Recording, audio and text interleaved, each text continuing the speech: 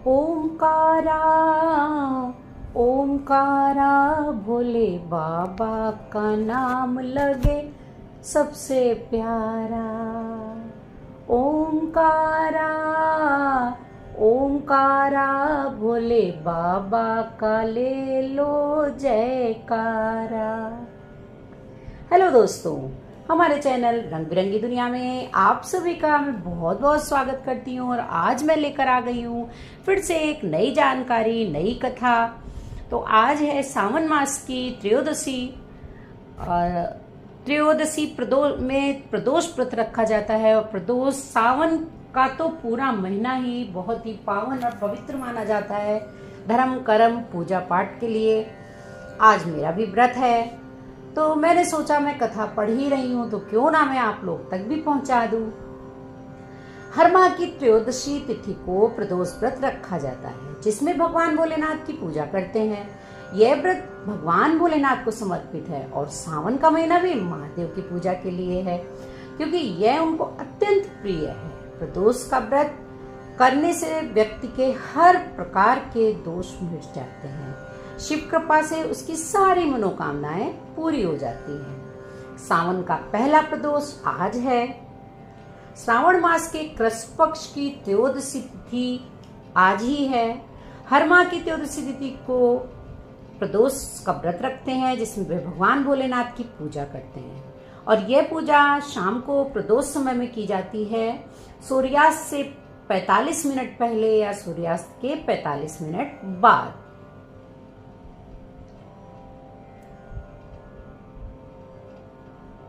वैदिक पंचांग के अनुसार सावन माह के कृष्ण पक्ष की त्रयोदशी तिथि आज यानी कि 1 अगस्त को दोपहर 3:28 से होगी। इस तिथि की समाप्ति 2 अगस्त को दोपहर 3 बजे समाप्त होगी। आइए जानते हैं कि प्रदोष व्रत की कथा क्या है।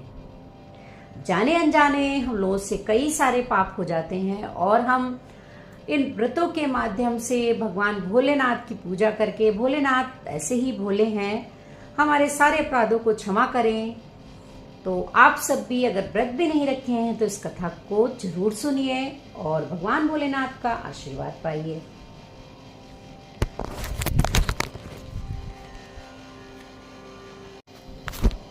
तो आइए जानते हैं प्रदोष व्रत की कथा के बारे में।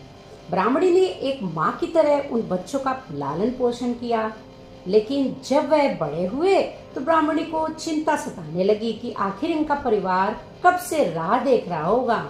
ऐसे में ब्राह्मणी दोनों बालक को लेकर ऋषि शांडिल्य के आश्रम में गई और ऋषि ने उन बच्चों के बारे में जानना चाहा। सावन के पहले प्रदोष पर भगवान शिव को प्रसन्न करना चाहते हैं तो पूरे विधि विधान से पूजा करें और पूजा के समय शिव मंत्रों का जाप करें।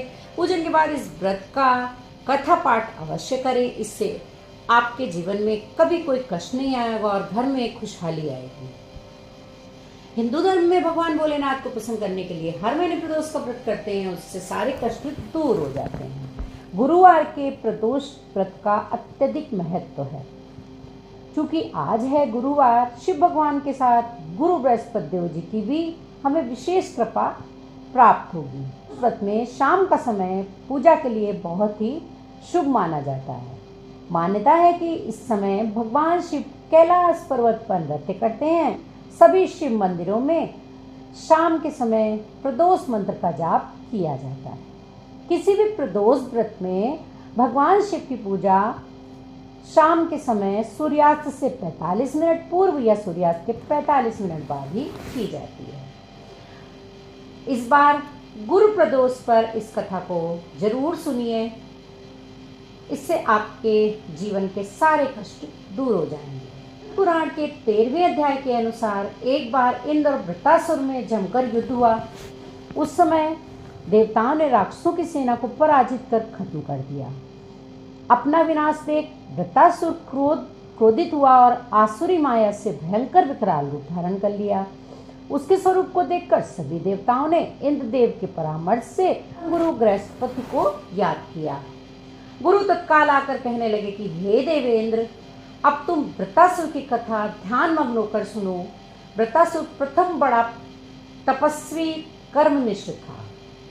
इसने गंधमादन पर्वत पर उग्र तप करके शिव जी को प्रसन्न किया था।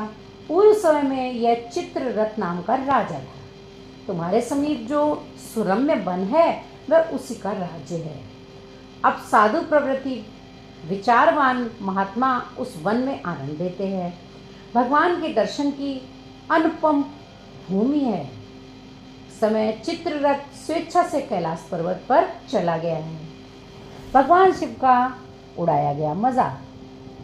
भगवान का स्वरूप और वाम अंग में जगदम्बा को विराजमान देख चित्ररथ हंसा और हाथ जोड़कर शिव शंकर से बोला, हे प्रभु, हम माया मोहित हो विषयों में फंसे रहने के कारण स्त्रियों के वशीभूत रहते हैं, किंतु देवलोक में ऐसा कहीं गोचर नहीं हुआ है। कोई स्त्री सहित सभा में बैठे। चित्ररथ के वचन सुनकर सर्वव्यापी भगवान शिव से हंसकर बोले कि हे राजन, मेरा व्यवहारिक दृष्टिकोण पृथक है। मैंने मृत्युदाता कालकूट महाविष का पान किया है, फिर भी तुम साधारण जनों की भांति मेरी हंसी उड़ा रहे हो। तभी पार्वती जी क्रोधित हो चित्ररथ की ओर देखती हुई कहने लगी, ओ दुष्ट, तूने सर्वव्यापी महेश्वर के साथ हंसी उड़ाई है और इसमें मेरी भी हंसी उड़ाई है। तुझे अपने कर्मों का फल भोगना ही होगा। उपस्थित सभासद महान विशुद्ध प्रकृति के शास्त्र तत्वान्वेषी हैं और सनंदन सनत कुमार हैं। वे सर्व अज्ञान के नष्ट हो जाने पर शिव भक्ति में तत्पर हैं। अरे मूर्ख राज, तू अति चतुर है, अतएव मैं तुझे वह शिक्षा दूंगी कि फिर तू ऐसे संतों के मजाक का दुस्साहस ही नहीं कर पाएगा। फिर माता पार्वती ने दिया श्राप, अब तू दैत्य स्वरूप धारण करके आसमान से नीचे गिर, तुझे मैं श्राप देती हूँ, अभी पृथ्वी पर चला जा। जब जगदम्बा भगवानी ने चित्ररथ को श्राप दिया तो तत्क्षण विमान से गिरकर राक्षस योनि को प्राप्त हो गया। प्रख्यात में महासुर नाम से प्रसिद्ध हुआ। त्वष्टा नामक ऋषि ने उसे श्रेष्ठ तप से उत्पन्न किया और अब वही प्रतासुर शिव भक्ति में ब्रह्मचर्य से रहा है। इस कारण तुम उसे जीत नहीं सकते। अतः मेरे परामर्श से ये प्रदोष व्रत करो, जिससे महाबलशाली दैत्य पर विजय प्राप्त कर सको।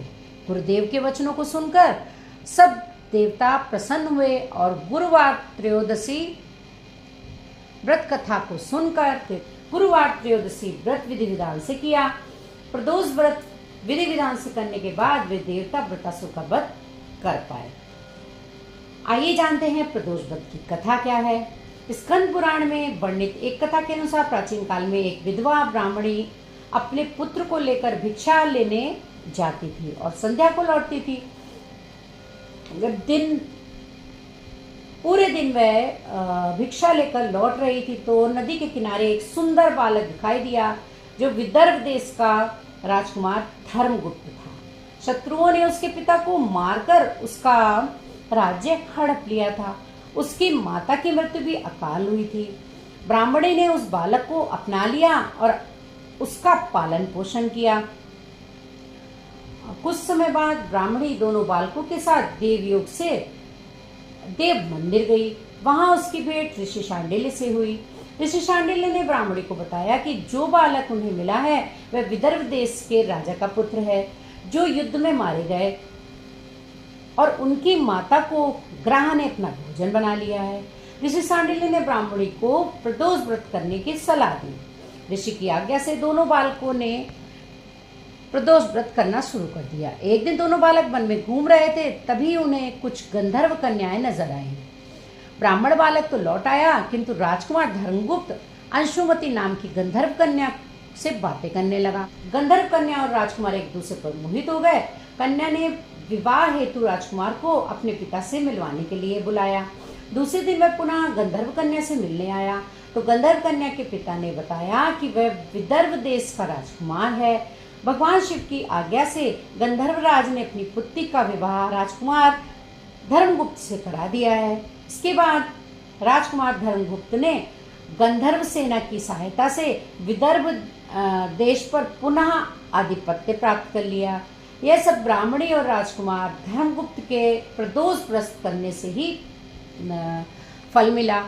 स्कंद पुराण के अनुसार जो भक्त प्रदोष व्रत के दिन शिव पूजा के बाद एकाग्र होकर प्रदोष व्रत कथा पढ़ता है, सुनता है, उसकी मनोकामना अवश्य पूरी होती है। जीवन में कभी भी कष्टों का सामना नहीं करना पड़ता है। भोलेनाथ सभी की मनोकामनाओं को पूर्ण करें। आई होप आप लोग को ये वीडियो पसंद आई होगी। पसंद आई हो तो प्लीज़ एक लाइक कर दीजिएगा और ऐसी ही कथा और जानकारी सुनने के लिए हमारे चैनल को विद बेल आइकन सब्सक्राइब कर दीजिएगा। ये बिल्कुल फ्री है। जय भोलेनाथ।